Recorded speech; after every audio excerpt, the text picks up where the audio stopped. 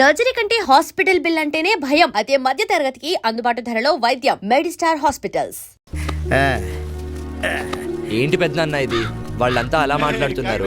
Free పథకాలపై ఇంతలా ఆధారపడిపోయి ఉన్నారు. అవి సరిపోక ఇంకా ఏమైనా ఉంటే చూడమని అడుగుతున్నారు. అవునరా, అది వాళ్ళ హక్కు, అడుగుతారు. తప్పేంటి? రాజు ఇస్తున్నప్పుడు ప్రజలు తీసుకోవాలి. కాదు లేదంటే ఇచ్చేవాడికి రేపు మూడుంటుందో లేదో. అలా కాదు, ఇలా జరిగే ప్రాసెస్లో వీళ్ళంతా ఎంత పెద్ద సోమరిపోతులు అవుతున్నారో నువ్వు గమనించావా? ఇప్పుడు అవడం ఏంటి, ఎప్పుడో అయ్యారుగా. నువ్వు ఇప్పుడే వచ్చావుగా, పోను నీకే అర్థం అవుతుందిలే. పద ఇంటికెళ్దాం. మీ వదిన నీకోసం స్పెషల్స్ తయారు చేసిందట. సరే పద. దా.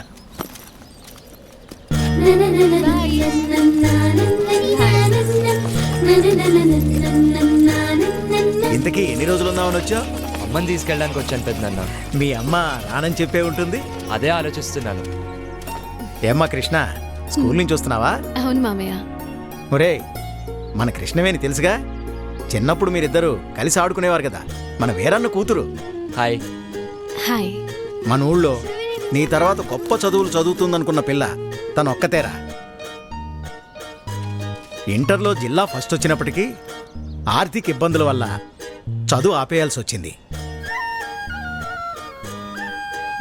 కానీ ఖాళీగా ఉండకుండా మన ఊరి స్కూల్లో తను టెంపరీ టీచర్గా పనిచేస్తూ నెలకి 1200 సంపాదిస్తుంది. కానీ వీళ్ళ నాన్న తను అసలు పనిచేయటం ఎందుకు అంటుంటాడు. మామయ్య సరే, నేను బయలుదేరుతా. అలాగే. మళ్ళీ కలుస్తా. ఆ. అమ్మ ఎదురు చూస్తూ ఉంటుంది. బాయ్. బాయ్. చాలా మంచి పిల్లరా. ఆడపిల్ల కాబట్టే ఉద్యోగం చేయొద్దంటాడా?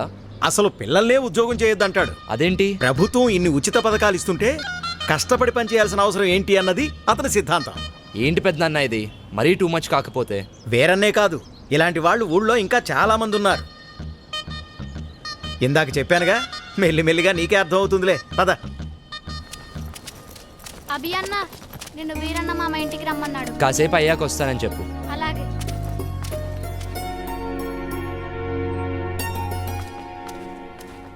ఉద్యోగం ఎందుకంటే నా మాట వినవు కదా. నువ్వు మీ అన్నలో నా మాటకు విలువ ఇవ్వడం లేదు. దానికి ఎలాగో పెళ్లి చేద్దాం అనుకున్నాం కదయ్యా.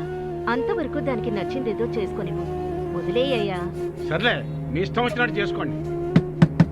ఇదిగో అభి వచ్చినట్టున్నాడు, వాడి ముందు ఇవేవి మాట్లాడకండి. అభి, ఎలా ఉన్నావురా? బాగున్నా మావయ్య. నేను చూస్తుంటే అచ్చమ్మ సుబ్బని చూస్తున్నట్టే ఉందిరా. సరే సరే, రా లోపలికి రా, మాట్లాడుకుందాం. కూర్చోరా. గవర్నమెంట్ వాళ్ళు కౌలు రైతులకు డబ్బులు ఇస్తున్నారు కదా, ఆ లిస్టులోనేమో నా పేరు లేదు. ఆఫీస్కి వెళ్ళి అడిగితే ఆన్లైన్లో అప్లై చేసుకోమన్నారు. అదేదో కాస్త చేసి పెట్టు. ఊళ్ళో వాళ్ళందరికీ నువ్వే చేస్తున్నావు కదా. అమ్మాయి కృష్ణవేణి, అబ్బాయికి కాస్త మంచినీళ్ళు తెచ్చిపెట్టమ్మా. అభి తీసుకో. మా అమ్మాయి ఇంటర్ పూర్తి చేసింది, స్కూల్లో టీచర్గా పనిచేస్తోంది. తెలుసు, ఇందాకే కలిసాం, మాట్లాడాం. తన జాబ్ చేయడం మీకు ఇష్టం లేదుగా. దీన్ని పెళ్లి చేసేస్తే నా బరువు తీరిపోద్ది. అదే పని మీద ఉన్నాను.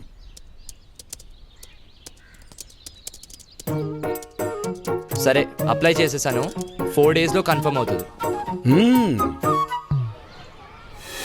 వీరి వీరి గుమ్మడి పండు. వీరి పేరేంటి చెప్పండి?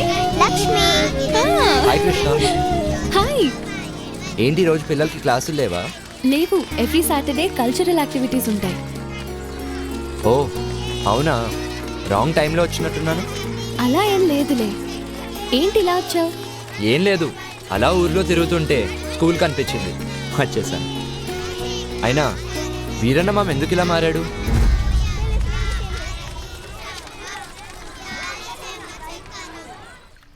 ఒకప్పుడు మా నాన్న కూడా అందరిలాగే కష్టపడి పంట పండించేవాడు.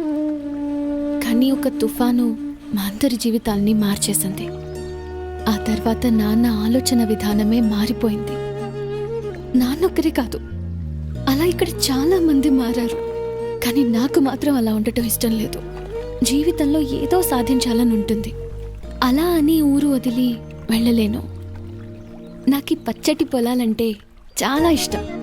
అందుకే టెంపరీగా చేసే ఈ జాబ్తో వచ్చే డబ్బులతో బీఎస్సీ అగ్రికల్చర్ వొకేషనల్ కోర్స్ చేస్తున్నాను. నీ యాటిట్యూడ్ నాకు బాగా నచ్చింది. Amazing mind set. బాయ్.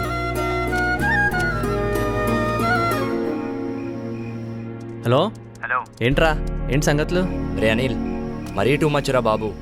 ఇక్కడ చాలా మంది గవర్నమెంట్ మీదే ఆధారపడి బ్రతుకుతున్నారు. ఇక మన ఫ్రెండ్స్ అయితే అసలు మాకు పని చేయాల్సిన అవసరం ఏంట్రా అంటున్నారు. చెప్పాను కదరా మనోళ్ళు బేవర్సగాళ్ళని. కొందరైతే కాకులు వస్తాయా లేదా అని బెట్టింగ్లు వేసుకుంటున్నారు. ఇంకొందరు ఉన్న పథకాలు సరిపోలేదని ఇంకా ఏమైనా దొరుకుతాయా అని వెతకమంటున్నారు. టూ మచ్ కదరా. అది వాళ్ళ తప్పు కాదురా, మన ప్రభుత్వాలు వాళ్ళని అలా తయారు చేశాయి. కరెక్టే, కానీ వాళ్ళు కూడా కాస్త ఆలోచించుకోవాలి కదరా. దానివల్ల మనకే నష్టమని. అంత ఆలోచించే జ్ఞానాన్ని కూడా మన నాయకులు మనకు పంచర్రా. ఎందుకంటే ఎక్కడ మనం వాళ్ళని నిలదీస్తామో అని వాళ్ళ భయం. మరి ఇలాగే ఉంటే ఎలారా? రేయ్, దీనికే ఇలా అనుకుంటే కొన్ని రోజుల తర్వాత మన ఊర్లో ఎంపీటీసీ ఎలక్షన్స్, అప్పుడు అస్సల పండగ మొదలైద్ది. ఎలక్షన్స్ వస్తే పండగేంట్రా? మరి మన దేశంలో కుల మత ప్రాంతీయ అభిప్రాయ భేదాలు లేకుండా జరుపుకునే ఏకైక పండగ ఎన్నికల పండగరా. క్రిస్మస్ కి శాంటా క్లాస్ ఫ్రీ గిఫ్ట్స్ పంచినట్లు ఎన్నికల ముందు మనకు కూడా మన నాయకులు ఫ్రీ గిఫ్ట్స్ ఆఫర్ చేసే రోజులు రా అవి. చూస్తావుగా, నీకే అర్థమవుతుందిలే. హలో హలో, రేయ్ లైన్లో ఉన్నావా? హలో. ఏమైందిరా? కానీ వీళ్ళందరి మధ్యలో ఒక్క అమ్మాయి మాత్రం చాలా మెచ్యూర్డ్గా ఆలోచిస్తుంది. ఎవరు? మన కృష్ణరా, వీరన్న మామ కూతురు. ఓ తనా? తను మాత్రం లైఫ్లో ఏదో సాధించాలని తండ్రి వద్దంటున్నా కూడా పాసిబిలిటీస్ వెతుక్కుంటూ టీచర్గా జాబ్ చేస్తూ వచ్చే డబ్బులతో బీఎస్సీ అగ్రికల్చరల్ వొకేషనల్ కోర్స్ చేస్తుందిరా. నాకు తను బాగా నచ్చేసిందిరా. ఏంట్రా కొంపదీస్ లవ్వా? అలా ఏం కాదురా, but she is something special. I like her. ఓ ఇప్పుడు లైక్ అంటావు, తర్వాత లవ్ అంటావు. అచ్చయ్ నోర్మై, ఫోన్ పెట్టు. రేయ్ చల్లో, బయట ఏం చేస్తున్నావు?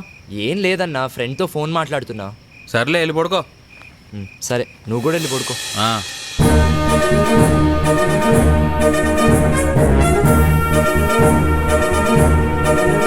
నమస్తే. రాష్ట్ర ప్రభుత్వం జెడ్పీటీసీ ఎంపీటీసీ ఎన్నికలను అనౌన్స్ చేసింది. దీంతో రాష్ట్రమంతా ఎన్నికల సందడి నెలకొంది. అన్ని పార్టీల నాయకులు తమ తమ అభ్యర్థులను వెల్లడిస్తున్నారు. 2 రోజుల్లో అభ్యర్థులు తమ నామినేషన్లు సంబంధిత కార్యాలయాల్లో ఇవ్వాల్సి ఉంటుంది.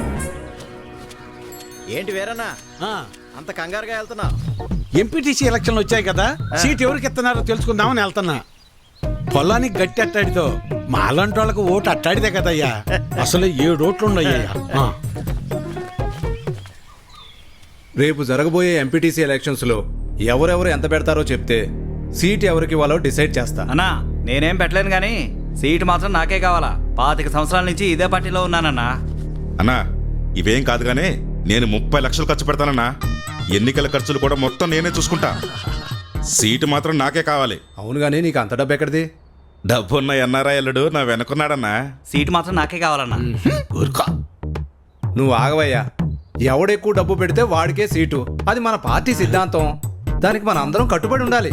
ఈయన్నే ఎంపీటీసీగా నిలబెడుతున్నాం, మీరందరూ సపోర్ట్ చేయాలి.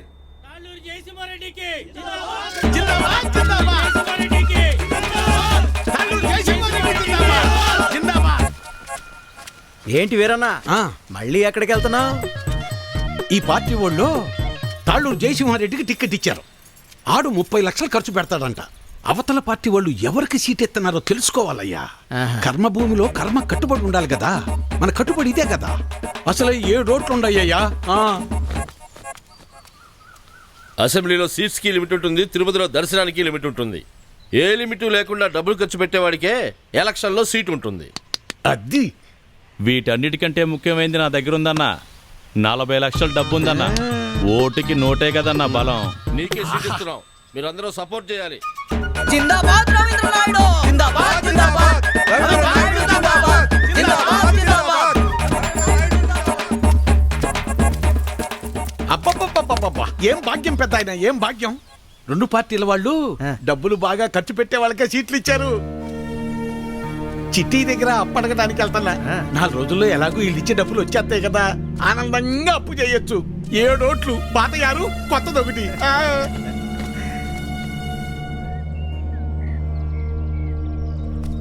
నీకెందుకయ్యా ఇవన్నీ? నువ్వు చేయలేవు బాబు. చేయలేమనుకుంటే ఎప్పటికీ చేయలేం బాబాయ్.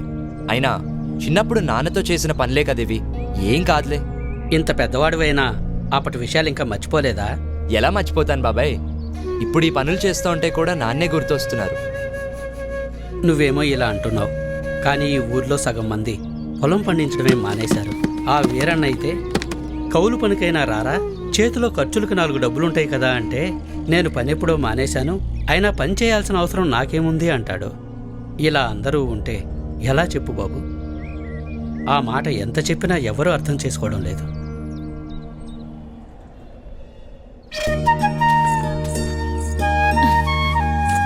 అభి, ఇక్కడున్నావా? ఏంటి 2 రోజుల నుంచి కనిపించలేదు? వదిన వాళ్ళతో టౌన్కి వెళ్ళొచ్చాను. అక్కడికి వెళ్ళినప్పుడు సినిమా చూశాను. సినిమా ఎంత బాగుందో తెలుసా? హీరో అయితే అయ్యో బాబోయ్ ఎంత బాగా యాక్టింగ్ చేశాడో, విలన్లని ఎలా కొట్టాడో నాకైతే చాలా బాగా నచ్చింది. పాటలు డాన్సులు చంపేశాడంతే అసలు. కానీ చేయని తప్పుకి హీరోయిన్ ని బాధ పెట్టడం, లాస్ట్ లో రియలైజ్ అవ్వటం. 4 times ఏడ్చాను తెలుసా? సినిమా చూసినప్పుడు ఏడవటమే కానీ లైఫ్ లో ఎప్పుడూ కన్నీళ్లు రాలేదు. నా ఫ్యామిలీకి నేనంటే అంత ఇష్టం. నా హ్యాపీనెస్ ఏంటో తెలుసా? మార్నింగ్ లేవటం, నాన్నకి కాఫీ ఇవ్వటం, అన్నయ్యలకి బాయ్ చెప్పటం, వదినలతో కబుర్లు చెప్పటం, రెడీ అయి స్కూల్కి వెళ్ళటం, ఈవినింగ్ ఇంటికి వచ్చాక అమ్మతో మాట్లాడటం, అందరం కలిసి భోజనం చేయటం. This is my simple life. I like you.